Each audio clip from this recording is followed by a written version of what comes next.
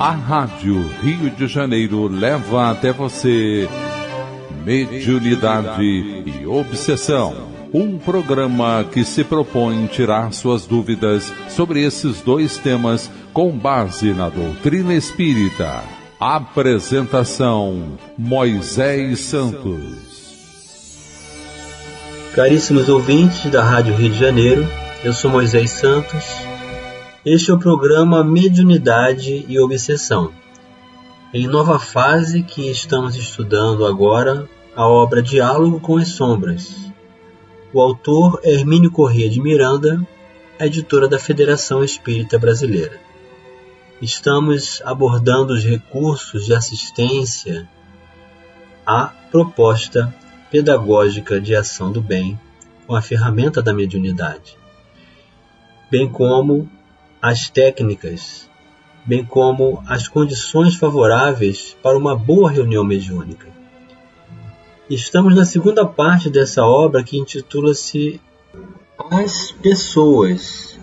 E hoje vamos dar início ao capítulo 7, que intitula-se Renovação do Grupo.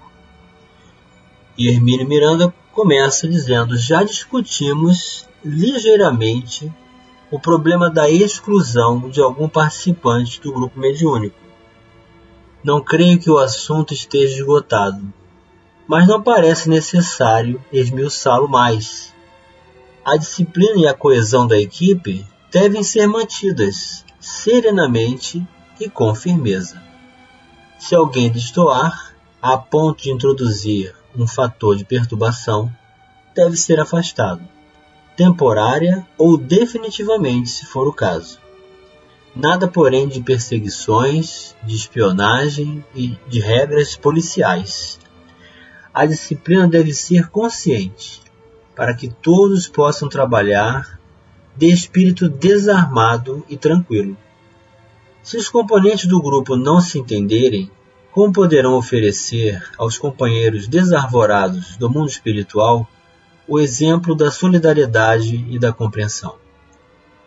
As organizações espirituais geradas e mantidas na sombra podem ter inúmeros defeitos, mas são implacavelmente disciplinadas.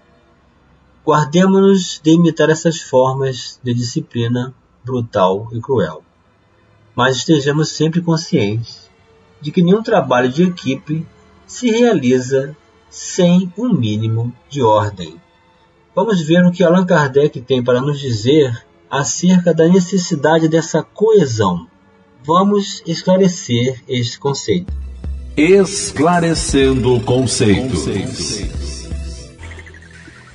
É no capítulo 29 da obra O Livro dos Médiuns, que tem por subtítulo Das Reuniões e das Sociedades Espíritas. É o item 331. Allan Kardec orienta: uma reunião é um ser coletivo, cujas qualidades e propriedades são a resultante das de seus membros, e formam como que um feixe. Ora, este feixe tanto mais força terá, quanto mais homogêneo for. Sobre a maneira por que os espíritos são avisados do nosso chamado, facilmente se compreenderá o poder da associação dos pensamentos dos assistentes, desde que o espírito é, de certo modo, atingido pelo pensamento. Como nós somos pela voz 20 pessoas unindo-se com a mesma intenção, terão necessariamente mais força do que uma só. Mas a fim de que todos esses pensamentos concorram para o mesmo fim, preciso é que vibrem em uníssono, que se confundam, por assim dizer, em um só, o que não pode dar-se sem a concentração. Por mais que nos pese e por mais que relutemos intimamente, é preciso dispensar o companheiro que traga para dentro do grupo o fermento da dissidência, da inquietação, da indisciplina, que pode neutralizar as melhores intenções e provocar até a desagregação da equipe. Há, porém, o anverso da medalha. Como nos portamos diante das solicitações de adesão aos nossos trabalhos. Sempre haverá um parente ou amigo que, tomando conhecimento da nossa atividade, deseje participar do grupo, em caráter permanente. Devemos admiti-lo? Em primeiro lugar, se já atingimos o número de componentes inicialmente fixado como máximo desejável, não podemos cogitar de receber mais companheiros, ainda que bastante credenciados. Se ainda não alcançamos o número prefixado, podemos considerar a possibilidade. Em qualquer caso, é necessário um exame bastante criterioso, franco e leal, das qualidades e intenções daquele que se oferece. Não contemos, para ajudar a decisão, com uma palavra decisiva dos companheiros desencarnados que nos orientam. A experiência indica que em grupos responsáveis, dirigidos por espíritos discretos e esclarecidos, as deliberações quanto aos negócios, digamos terrenos, do grupo, são deixados aos encarnados. Os benfeitores espirituais, mesmo consultados, recusam-se a dar ordens ou decidir se um novo companheiro deve ser admitido ou se outro deve deixar o grupo. O problema é nosso, dos que estão do lado de cada vida. Respeitemos esse ponto de vista e não tentemos forçá-los a dizer o que não pretendem. Nas diversas vezes em que me vi diante do problema da admissão de um novo membro, encontrei sempre em diferentes grupos a mesma atitude por parte dos amigos espirituais. O problema era nosso. Estejamos, pois, preparados para enfrentá-lo. Então é assim, meu caro ouvinte, nós temos que encontrar entre nós encarnados um ponto de concordância. E há casos em que a situação depende dos encarnados para resolver a questão. Os espíritos superiores, eles não se intrometem nas nossas decisões. Eles contam com o melhor que possamos oferecer para eles. Eles estão dispostos a nos oferecer sempre as diretrizes do Evangelho, da boa conduta, do acolhimento e dos critérios de prudência e perseverança também nas escolhas dos componentes, que cabe à equipe encarnada. Como se faz isso? É preciso considerar de início que a decisão final deverá resultar de um consenso geral dos componentes do grupo, evitando, tanto quanto possível, que predomine a imposição ou a simples vontade de um só. A admissão de um novo componente pode alterar profundamente a estrutura e os métodos de trabalho da equipe, tanto num sentido como no outro, ou seja, tanto para o lado positivo como para o lado negativo. Também sentimos, meu caro ouvinte, particularmente essa variação de homogeneidade, de energia e vibração do conjunto quando um componente se ausenta. A reunião passa a ter menos qualificação de potencial. Da mesma forma, se entrar alguém que não faz parte do conjunto do qual não estamos habituados a lidar, vai haver uma necessidade de recomposição desse equilíbrio. Então, daí esse critério ser muito considerado e é preciso a participação de todos nessa decisão, porque nós vamos contar com a nova condição de restabelecimento de energia e receptividade em concordância com o propósito. O novo companheiro pode trazer um bom acervo de conhecimento ou de experiência e dar impulso às tarefas, revitalizando o grupo, trazendo uma contribuição construtiva, dinamizadora e eficiente. Se, porém, está mal preparado ou infestado de frustrações, ou se deseja brilhar, poderá, com sua influência, aniquilar o grupo. Então vejamos aqui como é interessante o estado emocional, a vida de maturidade espiritual do componente, porque se ele trouxer recursos de frustrações, de desânimo, e não está bem preparado com relação ao conhecimento do que se trata o objetivo da reunião, ou se também deseja essa postura de brilhantismo, que é uma condição relacionada à vaidade, também afastará o concurso dos bons espíritos, dificultando, então, a homogeneidade do conjunto. Cabe-nos, pois, examinar com serenidade e desapaixonadamente as suas credenciais. Ou seja, não pode ser porque é conhecido, porque gostamos da pessoa ou porque gostaríamos que ela participasse. É preciso que ela tenha realmente condições. O que tem ele a oferecer? Qual a sua experiência em outros grupos ou em tarefas semelhantes? Qual o tipo de personalidade? Ajustado, tranquilo, leal, disciplinado? Ou agressivo, crítico, fechado, mal-humorado? Que tipo de trabalho pretende realizar? É médium? Que faculdade mediúnica tem em desenvolvimento ou já desenvolvida? Tem conhecimento teórico da doutrina? Relaciona-se bem com as pessoas? Então estamos aqui diante de alguns critérios favoráveis para tomarmos decisões como esta, de acrescentarmos um componente a mais no conjunto já formado. Se essas e outras inúmeras indagações forem entendidas satisfatoriamente, será considerada a possibilidade de recebê-lo no grupo. Neste caso, e só então deverão ser expostas a ele, também com franqueza e serenidade, as condições de trabalho, às quais ele deverá subordinar-se como os demais membros. Será debatida com ele a natureza de seu encargo, ou seja, o que lhe competirá fazer na equipe e o que se espera dele.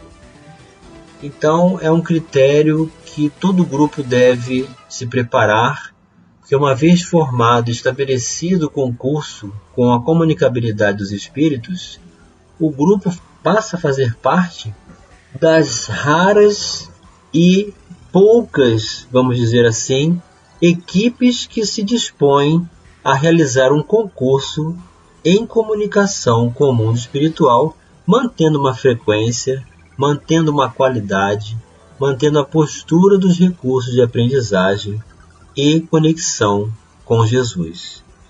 Então, essa raridade atrai os curiosos, dos que desejam saber do que se trata ou que podem fazer também em favor do conjunto.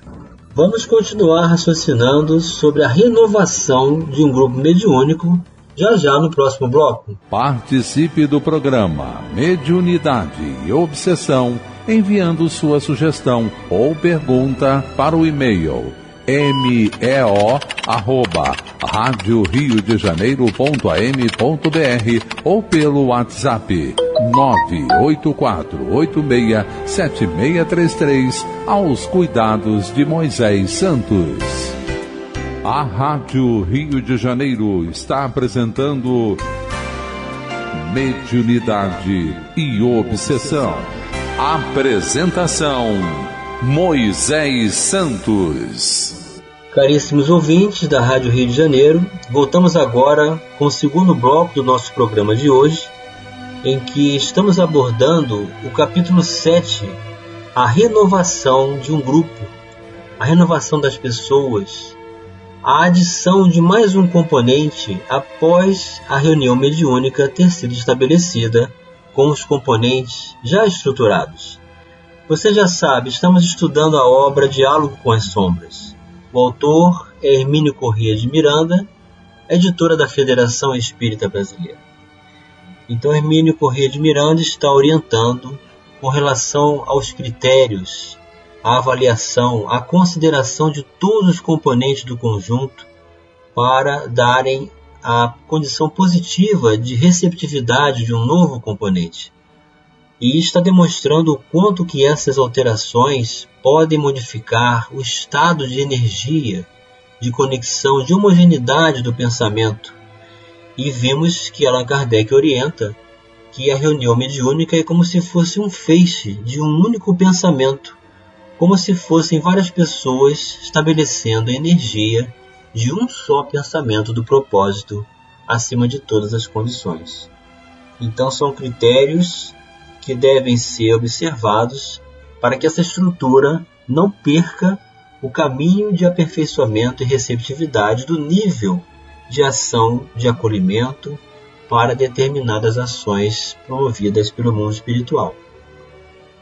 E como todas as equipes de encarnados gostam de criar recursos para resolver problemas, Hermínio de Miranda está orientando aqui mais uma vez: nada de processos iniciáticos, de rituais de batismo, de simbolismos, de vestimentas especiais ou cerimônias de qualquer natureza. Tudo deve ser feito com muita discrição, com muita seriedade e também com muita simplicidade, reservados em equipe, em reuniões, principalmente com a direção da casa, para que sejamos muito bem orientados, buscando sempre as fontes de segurança da literatura espírita. Se nos convencermos de que ele ou ela está em condições de integrar-se na equipe, é só apresentá-lo aos demais companheiros e começar o trabalho. Então não será feita nenhuma prece especial, não será condecoração, nem um pronunciamento especial do novo trabalhador. Ele simplesmente vai chegar, sentar e passar a fazer parte do conjunto sem nenhuma cerimônia. Apreciemos o problema agora do ponto de vista do candidato. Se deseja participar das tarefas de determinado grupo, deve certificar-se de que está disposto ao trabalho construtivo e disciplinado. Ou seja, agora Hermínio está orientando a pessoa que está disposta a candidatar-se, a adentrar num grupo já formado, como ele deve se portar. Certo também de que o grupo lhe oferece as condições que ele entende como necessárias e desejáveis. Então o candidato também tem que abordar que tipo de trabalho, como o trabalho é feito, em que condições, do grupo mediúnico formado, para saber se ele vai também de encontro com aquelas propostas. É um grupo sério, apoiado em boa base doutrinária, bem integrado e formado de pessoas que se estimam e se respeitam. Mais ainda, ele deve ter o que dar. Juntar-se a um grupo para tirar partido, para buscar vantagens e privilégios, não é estar pronto para o trabalho de tanta responsabilidade. Isto é uma questão muito séria e muito concernente aos grupos espíritas.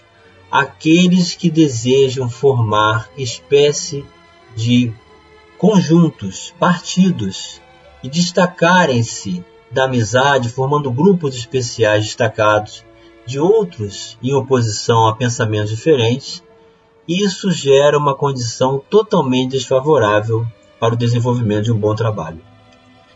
O candidato não deve impor condições, nem insistir na sua admissão a qualquer preço. Se perceber que sua adesão é inoportuna ou mesmo indesejada, ainda que não indesejável, deve ter suficiente equilíbrio e bom senso para recuar ou aguardar outra oportunidade. Sua presença não deve ser impingida sob condições. Suponhamos que seja admitido. Deve procurar integrar-se no trabalho, observando tudo sem espírito crítico negativo, sem desejo de aferir virtudes e defeitos alheios. Mantenha-se discreto e tranquilo. Aguarde o amadurecimento de suas impressões e a sua perfeita sintonização com os demais companheiros. Se tiver alguma contribuição positiva a fazer, com a intenção de melhorar o trabalho, precisa de tato e bom senso ao apresentá-lo. Faça-o de preferência em particular, ao dirigente do grupo, com habilidade e na oportunidade adequada. É possível que a sua sugestão seja acolhida, mas pode ser que o grupo tenha razões para agir de forma que, de início, pode ter-lhe parecido suscetível de correção. Haja com prudência, mas não deixe de expressar seus pontos de vista. se os julgar oportunos e aplicáveis. Não se magoe, se não forem acolhidos. Não se vanglorie, se o forem. Então, meu caro ouvinte, veja quanta sabedoria o autor está nos oferecendo. Jamais guardarmos expectativas nas pessoas ou no concurso das consequências das nossas contribuições. Se não forem compreendidas, que não nos magoemos. E se forem, que não nos sintamos melhores do que ninguém. Ou seja, essa é a postura do equilíbrio, daquele que tem a segurança pessoal e a convicção com Jesus. Para resumir, os trabalhos mediúnicos devem ser realizados em grupos fechados, mas não herméticos, inacessíveis e inabordáveis. Tem que haver espaço para a renovação de pessoas e de métodos. O próprio estudo e a prática decorrente do trato com os nossos companheiros desencarnados, tanto instrutores e orientadores, como espíritos em desequilíbrio, nos trazem contribuições importantes, que aqui e ali aconselham correções e reajustes no método de ação. Precisamos ter a coragem e a humildade de abandonar práticas inadequadas e adotar novos métodos, quando os antigos se revelarem insuficientes ou impróprios. Ouçamos com atenção as recomendações e as sugestões dos dirigentes espirituais da tarefa. Empenhemo-nos em aprender com os nossos próprios erros, como estudantes que somos, e nada mais do que isso. Aprendemos mais e melhor, para nunca mais esquecer exatamente aqueles pontos sobre os quais cometemos nossos piores erros, pois são eles que fazem baixar a nota das nossas provas. E se estamos sinceramente dedicados ao progresso espiritual, desejamos com todo o interesse o certificado de conclusão do curso, a fim de sermos tão cedo quanto possível promovidos à admissão na próxima escola que está à nossa espera. E chegou o momento, meu caro ouvinte, de você receber a mensagem ao seu coração. Mensagem ao coração. Do livro Mediunidade e Sintonia, psicografia de Francisco Cândido Xavier, pelo Espírito Emmanuel. O capítulo 1, Árvores Humanas. O texto evangélico, ante a luz da doutrina espírita, não se refere aos médiuns, categorizando-os por fachos ou estrelas, anjos ou santos. Com muita propriedade, reporta-se a eles como sendo árvores frutíferas. E sabemos a saciedade que as árvores produzem segundo a própria espécie. Não vivem sem irrigação e sem adubo. Entretanto, o excesso de uma e outro podem perdê-las. Em verdade, não prescindem do cuidado e do carinho de cultivadores atentos.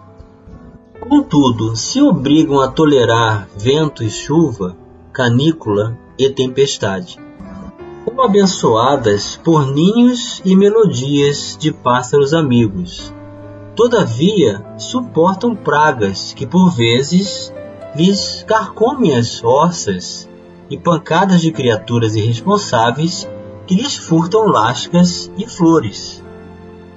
Registram a gratidão das almas boas que lhes recolhem o favor e a utilidade, mas aguentam o assalto de quantos lhes tomam a golpes de violência ramos e frutos. E conquanto estimáveis aos pomicultores, que lhes garantem a existência, são submetidas por eles mesmos à poda criteriosa e providencial, com vistas ao rendimento e melhoria da produção. Assim também são os médiuns da terra, postos no solo da experiência para a extensão do bem de todos. E anotemos que, semelhantes às árvores preciosas, todos eles, por muito dignos, como sucede a qualquer criatura humana, se elevam em pensamento no rumo do céu, conservando, porém, os próprios pés nas dificuldades e deficiências do chão. Emmanuel para os nossos corações, meu caro ouvinte, oferecendo-nos essa referência belíssima da natureza, comparando criaturas humanas que atuam na mediunidade, na proposta do bem, como árvores, sempre dispostas a colher os raios do sol, das oportunidades de refazimento do amor divino, mas também sabendo de todas as intempéries que vai ter que passar enquanto estiver na condição de encarnado na Terra. Fortaleçamos no propósito e não permitamos as condições desfavoráveis como recursos de desânimo. Antes, temos a certeza da presença de Jesus, o nosso amigo incondicional, sempre nos incentivando a nos conectarmos e permanecermos com Ele na proposta. Um grande abraço e até o próximo programa. A Rádio Rio de Janeiro apresentou Mediunidade e Obsessão. E obsessão. E obsessão. E obsessão.